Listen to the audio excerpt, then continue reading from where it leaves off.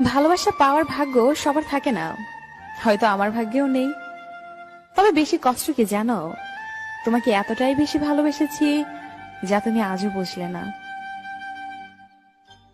প্রেম আসে মানুষের জীবনে আলো নিয়ে, আবার প্রেম যখন চলে যায় কাউকে ফেলে, তখন তার মনে হয় মরণ কান্না যেন তাকে ছুঁয়ে যায়।